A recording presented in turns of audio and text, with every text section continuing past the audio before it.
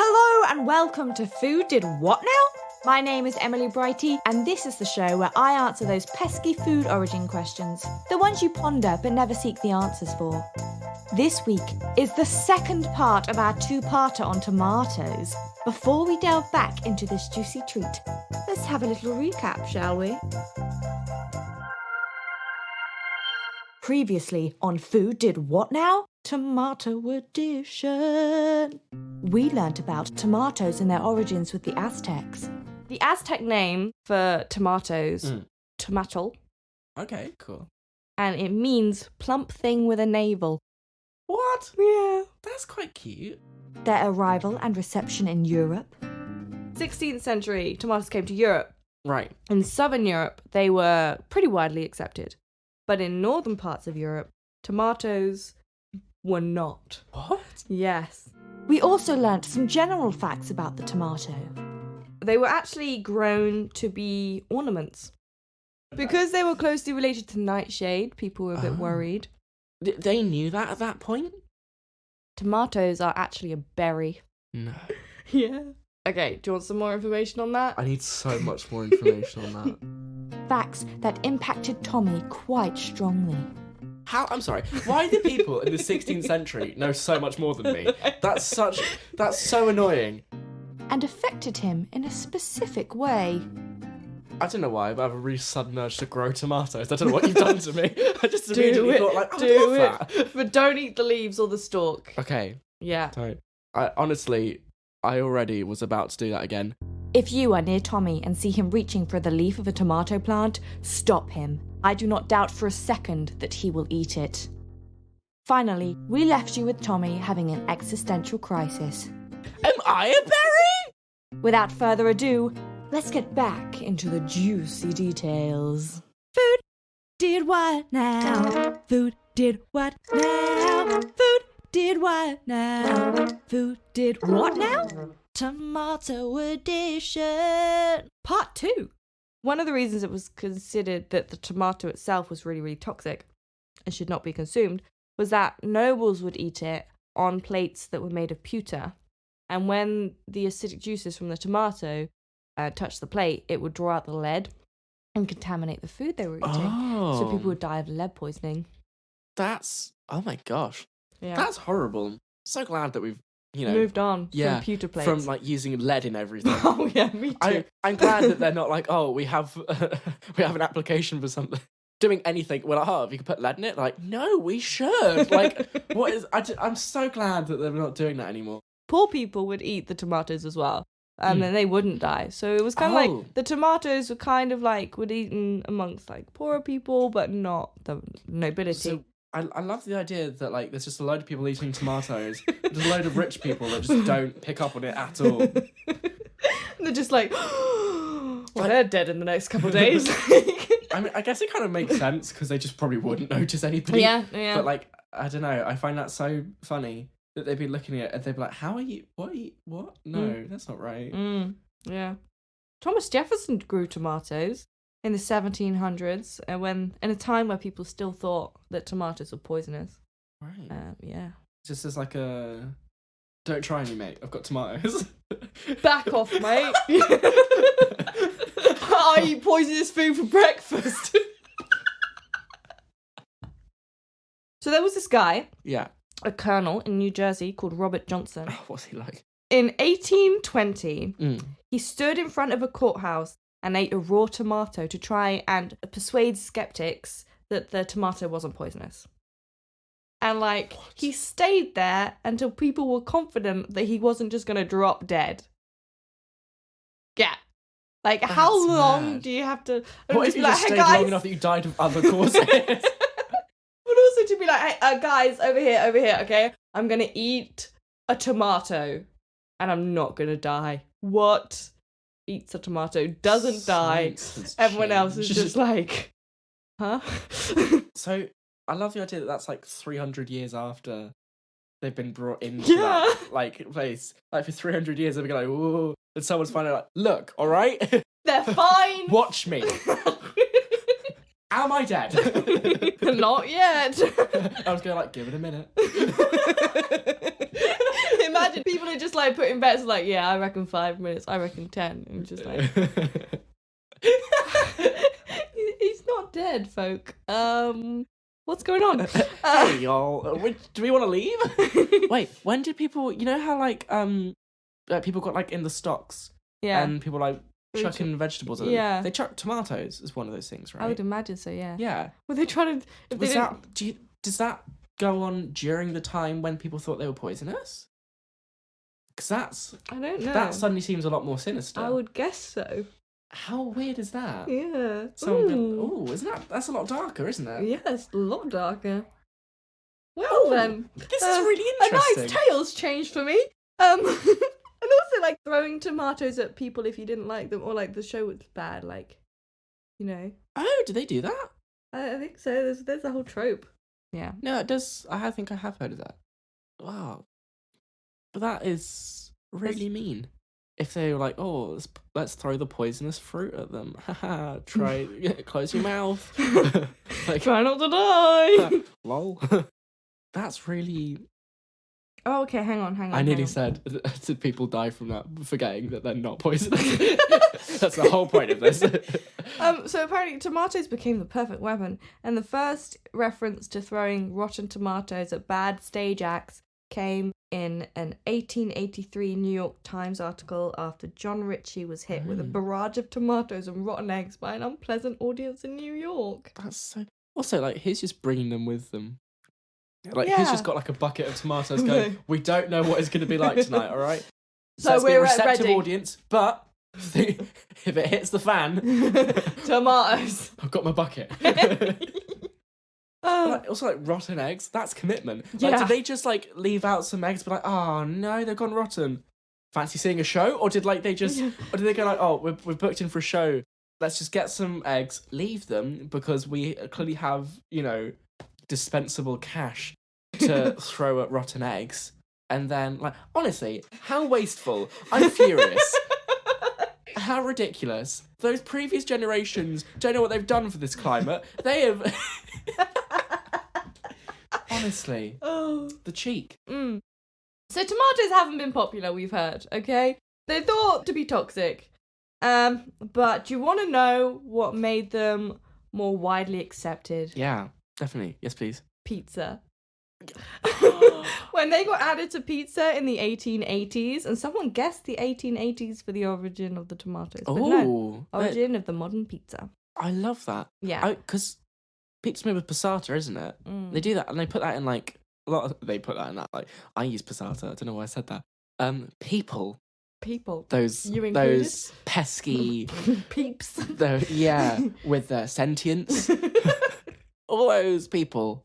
They use passata in, like, pasta and all sorts, don't they? Did that not come before pizza?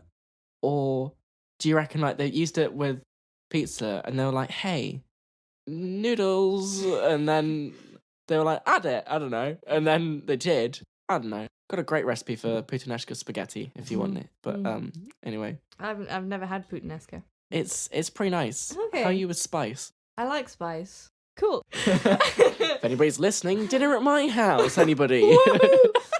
Okay, so fun fact. I mean, all of this has been fun, right? Yeah. Yes. Fun fact time! I'll probably create a jingle at some point. Just all of that university education to good use. I'm going to make a jingle. Absolutely. Anyway, back to tomatoes. Meanwhile, back at the tomato farm. I just love how surreal this whole thing is. So, while the tomato is a fruit, and a fruit is the edible part of a plant containing seeds, and a vegetable is like leaf, stem, root. While the tomato is a fruit, in the 1980s, the US Supreme Court ruled the tomato to be a vegetable so that it could be taxed. As a fruit, it was not taxed. As a vegetable, it would be taxed. What? That's so odd. I know. What? It's so annoying. It's so bizarre. I know. It's weird how, like, things are influenced by, like, taxing. Like how in America, like, the spelling of colour was changed to remove the U because in signs, like, or like, that wasn't really taxing. But, you know, like, how, like, the financial world has influenced all Yeah. that stuff. It's bizarre, really. Because you had to pay for letters to be printed and stuff, didn't Yeah, so Yeah. like they reduced the letters. It's basically like text speech, you? Yeah. but like not as dramatic. Yeah. And then again, text speech is because like you pay for how long your texts are as well. Exactly, That's yeah. one of the reasons why people started doing it. So the seeds of tomatoes have Mm. been to space and then were grown in Canadian like school classrooms to see what the effects of outer space were on seeds. Oh, when you like, were they like, did they go to the International Space Station? Yeah. Okay, that's cool. I mean, I guess like there shouldn't be too much change because in terms of the air that they're exposed to, hopefully they've they've kept it pretty normal. Hopefully. But I guess like microgravity, like what would microgravity do? I wouldn't have thought that much because if you think about it, know. like Yeah. although I guess like because things are compressed by gravity quite a lot. So there's an experiment you can do if you measure your height in the morning. Yeah. And then measure your height at night. There's a difference. Yeah. Because our spines are sort of compressed a little bit by gravity. You shrink. Yeah, it's bizarre. And like weirdly, not that weird, but like with children, it's a really big difference. Oh, is it? Yeah, because their spines are it's a lot more cartilage because they're growing and all that. So like with an adult, it's a little less significant, but with a child, Wow. it's like genuinely quite a lot. It's bizarre. I didn't know that. So like if you spent just a few days lying down, you'd be so tall. It's gonna be crazy. Yes. And that's why like I'm the shortest in my family, so I will change that. just lie down and go, oh, mum and dad, you're gonna be so shocked. Just kind of like towering over your entire family. Hello, small people. I cannot get up, but I am growing. So funny. But like, so when astronauts go to space, like they grow, and it's not grow, but like they decompress, and it's bizarre. They grow I like bet an that would inch. actually be really like comfortable. Like when your back gets cracked and stuff. Like Yeah, well, because there's a lot less. Like, there's virtually no stress because, like, even like no matter what you do as a human in gravity, there's always like stress because you're always having to hold your body up in some way. That's why like posture makes such a big impact on your health because like if you don't hold yourself like in a comfortable way, it like puts different tensions and stuff like that, and you can pull certain muscles like intercostal muscles. But like in space, it doesn't matter. Like, just exist. It's okay. But then as soon as you come back to Earth, it's you're like, it's like find it difficult to move for the first like week. That's like why that's why they have to do so much exercise in space. They get like tethered to running machines. Oh. It's bizarre. Like they're literally like strapped to these machines and wow. running because if they don't, like when they come back to Earth, they'll really struggle. Yeah, they will have a lot of problems. Like they already like a lot of astronauts get health problems anyway because like just in general you're accelerating out of the Earth's atmosphere really quickly, way too quickly. Like that that amount of G-force isn't really great for the body because it's hyper stress sort of thing. Yeah. But then in being in microgravity, just things like the way that your heart pushes blood around the body, it's suddenly not got anything to fight against. Your blood pressure will change when you go to space, and that's not really healthy either. So like there's a lot of health problems with it, but I can't imagine a tomato seed being like, oh, my blood pressure's off. Like I just love the idea of, like, you plant it, they're going like, oh, too weak, like the tomato plant goes limp and just like falls down. Did you know that tomato juice is Ohio's official state drink? Really? Yeah. That's... What? I have no more information on that. That's so weird. I don't... Have you had much tomato juice in your life? I've had some. My mum used to be a fan of it. I don't think she drinks it that much anymore, but... Yeah. Yeah. I'm not sure if I've really had any. Isn't it like in a cocktail? Like the Bloody Mary, yeah. Bloody Mary is an interesting cocktail because it's like a savoury cocktail.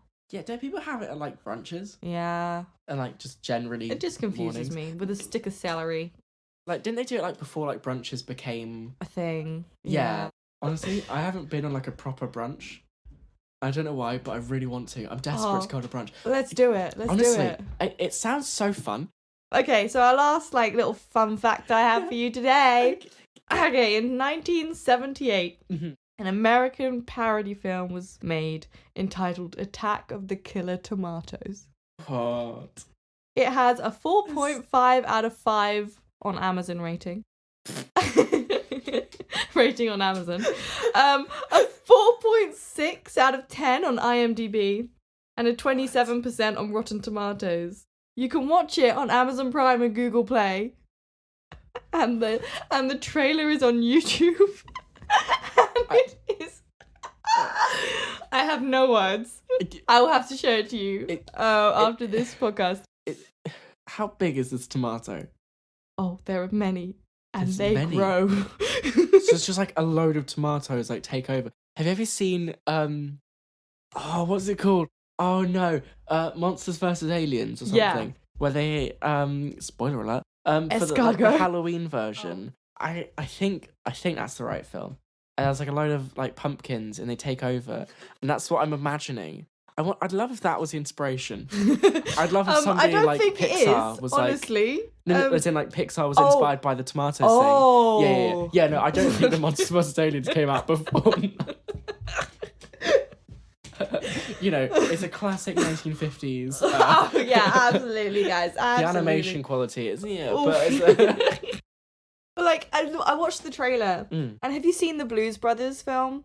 I think so, yeah. It gave me like that kind of vibe, but a horror version, you know? Like, probably because it's like around the same kind of era, but like... That's so weird. Honestly, like, we need to have a movie night and watch Honestly. this. Yeah. Yes, please. Yeah. That's so funny. So, you've just learned about the tomato. How do you feel? So much has changed. I don't know how to... What? Like, things are berries that aren't berries, and things aren't berries that are berries. Cloudy with a Chance of Meatball with the animated berry called Berry should have been called Not Berry. And I don't know how to deal with any of that. People were against tomatoes. Get a life. Like, I get, you know, like some people don't like tomatoes. I'm not trying to diss them. But like, I don't know. I just, and you know how you said that like Northern Europe weren't as keen on tomatoes? Yeah.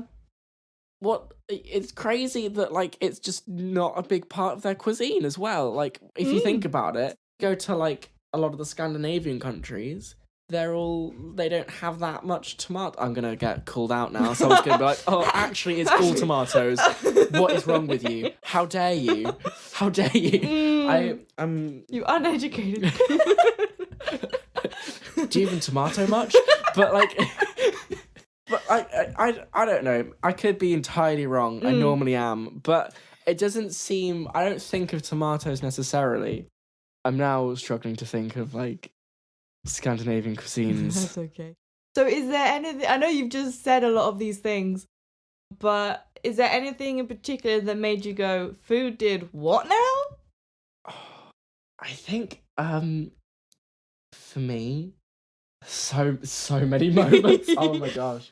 So many mind-boggling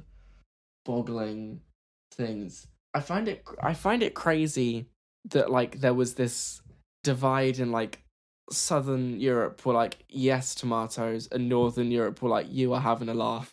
Like I find it bizarre that there was like a cultural divide about tomatoes. Yeah. Like were there arguments? Like I love the idea of them, I don't know, like I just like be like, the Southern Europe and their tomatoes, like at a comedy club somewhere, like just sort of, or as people that like sort of, what a joke, like just sort of, and then like so like in Southern Europe, someone has a death wish, yeah, I know. Or like in Southern Europe, like people like throw tomatoes at like bad performances and they think it's good, like they're like, oh thank you. What a delicacy. And then in Northern Europe, they're so offended.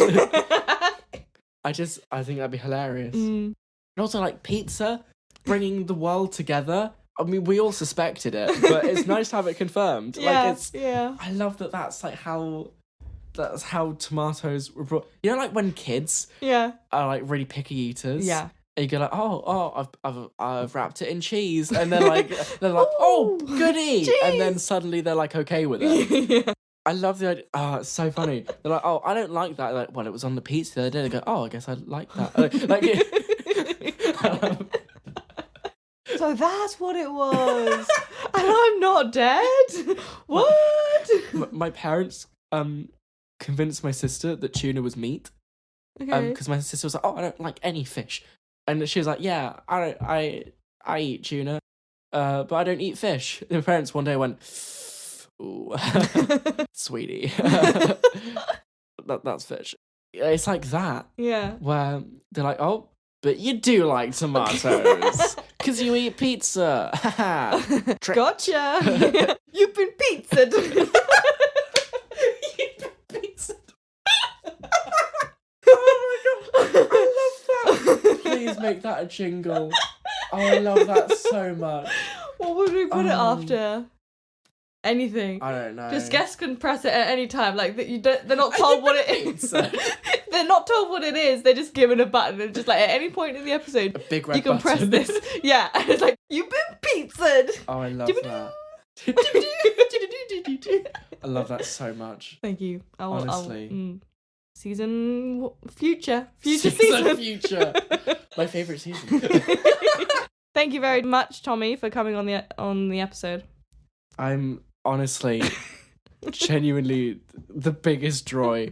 This has been so fun. I've loved every minute of this. I'm so glad. Oh, it's so funny. This has been Food Did What Now? Tomato Edition Part 2. If you have enjoyed this episode or any of these episodes, then do like, comment your favourite facts from the episode, and give the show a follow so you are the first to hear when new episodes are released on Fridays. If you listen to this podcast on a platform where you can leave a review, please do. I am loving creating this content and would love to know how you're feeling about it. Give us a follow on the socials at Food Did What Now? There's some exciting news coming soon, and I wouldn't want you to miss out on having your say. And finally, let's share the podcast as though it's a 12-pack of donuts that you know you will eat all of if left to your own devices. So you offer it to others in an attempt to avoid the eventual, but let's admit, fully hoped-for outcome of you eating all 12. Till next time, when we discuss the origins of the humble potato. Have a great week. Bye! Bye! You've been pizzaed!